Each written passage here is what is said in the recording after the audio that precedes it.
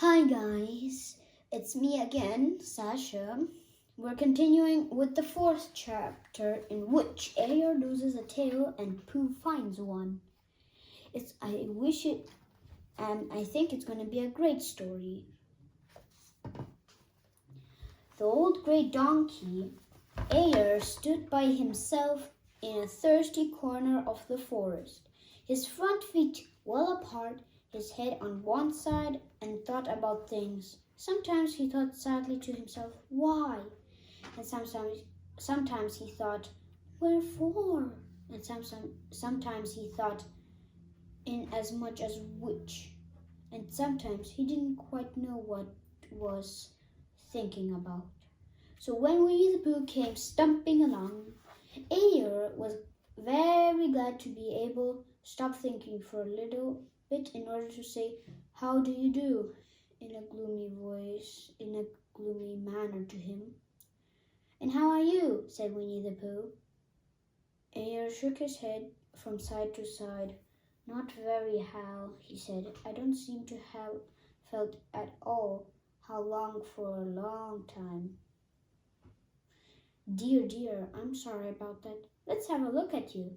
So Air stood gazing sadly at the ground, and Winnie the Pooh walked around him once. Why, what's happened to your tail? He said in surprise. So this is Air looking down at the ground, and this is Pooh saying, oh, I'm sorry about that. Let's have a look at you. And this is him looking down at the floor.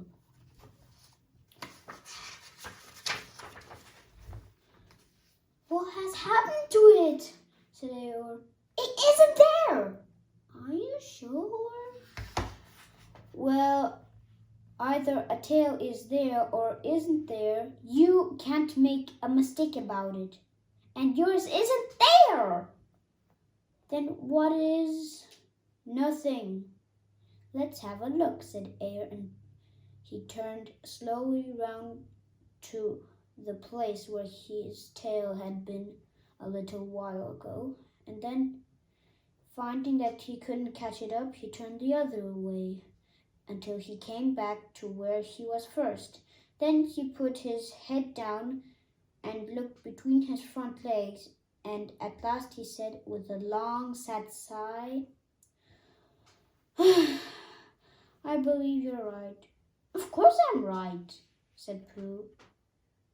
That accounts for a good deal, said Air, gloomy. It explains everything, no wonder.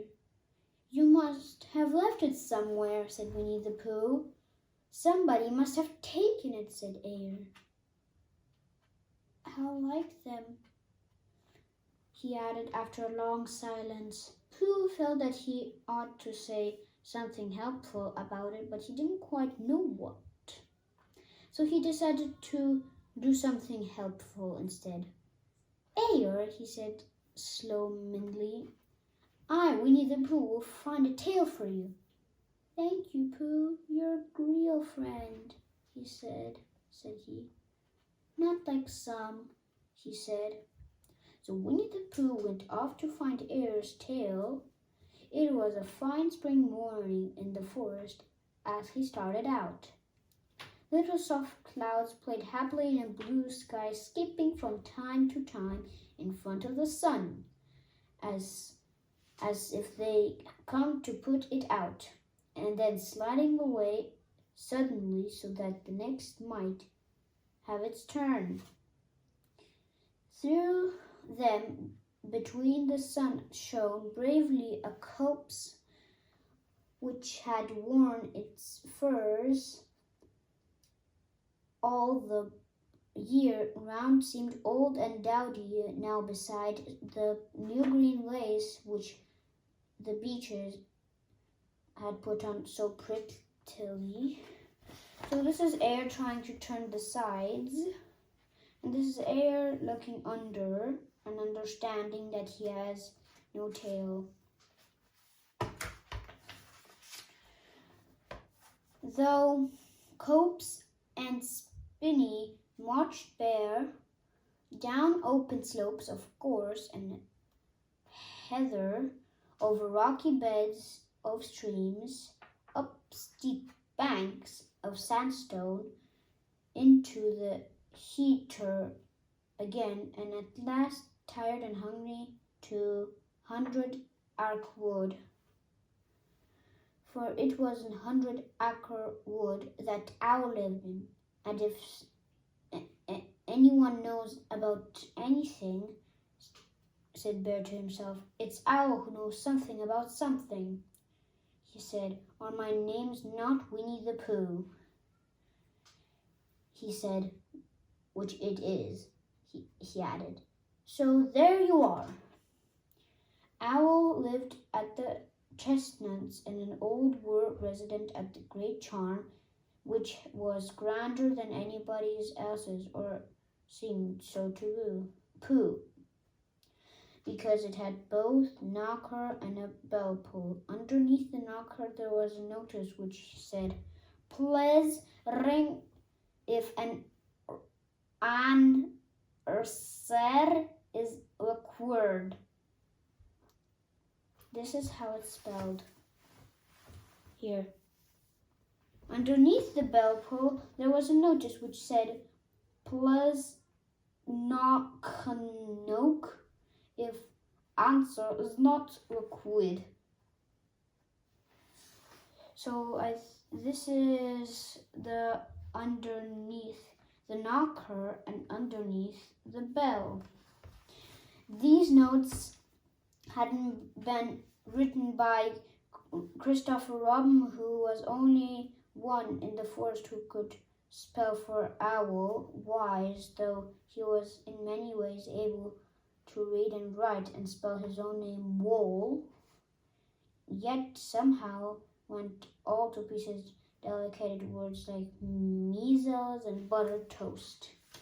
So this is Pooh reading the notes, and this is the knocker, and this is the bell.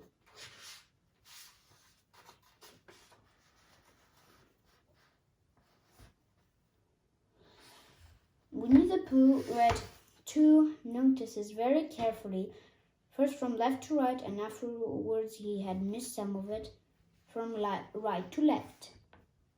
Then, to make quite sure, he knocked and pulled on the knocker, and he pulled and knocked the bell rope, and he called out very loudly, "Owl, I require an answer. It's Bear speaking." And the door opened, and Owl looked out. "Hello, Pooh," he said. "How's things?" "Terrible and sad," said Pooh, "because Air, who is a friend of mine, had lost his tail.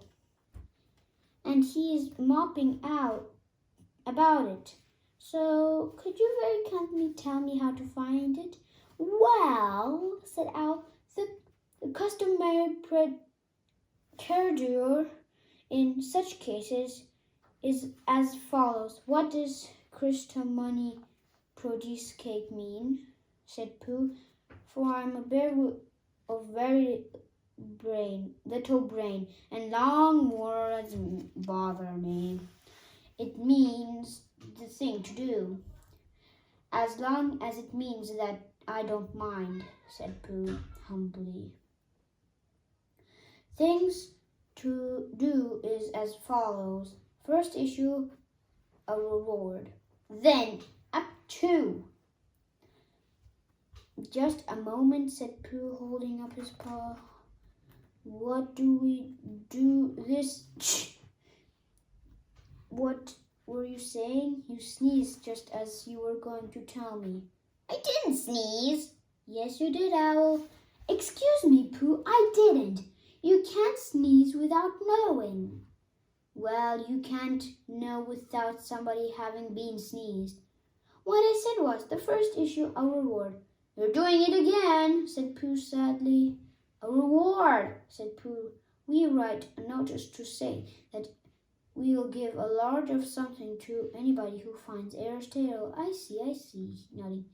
"Talking about large things," he went on dreamily, "I generally have small something about now, about this time in the morning." He looked wistful at the cupboard of the corner of Owl's pallor, just a mouthful of condensed milk or whatnot, with perhaps a lick of honey. Well, then we write notice and we pull it up all over the forest. A lick of honey, murmured Bear to himself, or not, as the case may be. And he gave a deep sigh and tried very hard to listen to what Owl was saying. But Owl went on, using longer and longer words, until he at last came back to where he started and explained that the person to write about this was Christopher Robin. It was me who wrote once on my front door for me. Did you see them, Pooh? For some time, Pooh had been saying yes and no in turn with his eyes shut to all that Owl was saying, and having said yes, yes, the last time he said no, no, not at all, now without knowing what Owl was talking about. Didn't you see them? Said Owl, a little surprised. Come and look at them now. So they went outside, and Pooh looked at the knocker and noticed below the bell rope, and noticed below it more than a bell rope. He felt he had been seeing something like it somewhere else some time before. Handsome bell rope, isn't it? Said Owl. Pooh nodded. Reminds me of something, he said, but I can't think of what. Where did you get it? So, this is Pooh sitting inside with Owl, and he's saying yes, yes, no, no, not at all. And this is Owl talking longer and longer until he explains. We just came across it in the forest. Oh, it was hanging over a bush. And I thought at first somebody lived there. So I rang and nothing happened. And then I rang again very loudly, and then it came off in my hand. So this is him looking at the doorbell, and this is the owl telling him where he got it. And as nobody seemed to want it, I took it home, and Owl, said Pooh slowly, you made a mistake. Somebody did want it. Who? Ayer, my dear friend. He was fond of it. Fond of it? Attached to it, said Winnie-the-Pooh sadly.